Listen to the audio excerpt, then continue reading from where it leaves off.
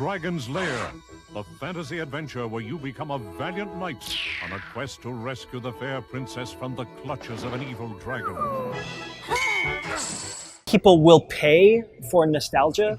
There's this throwback to previous decades that without fail attracts people just sheerly for the nostalgia value.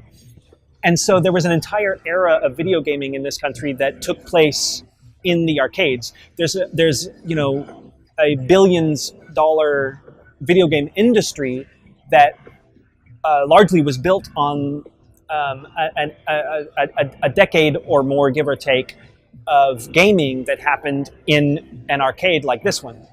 And so it's really cool to have seen the trend swing back to experiencing traditional retro-style arcade games.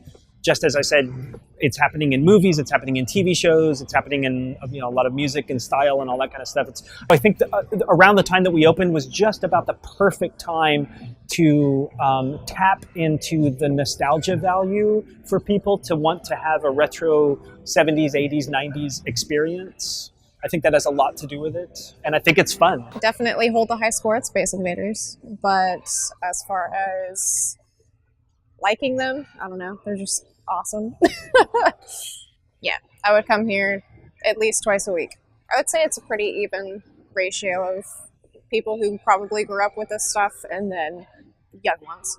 People who grew up in the 70s, 80s, and 90s enjoy reliving it. And we know how much fun we had back when we were growing up. We know how good we had it. Well, a lot of people who grew up in those decades now have families and kids, and they want to bring their kids to experience firsthand how cool it was to hang out in a 80s style arcade.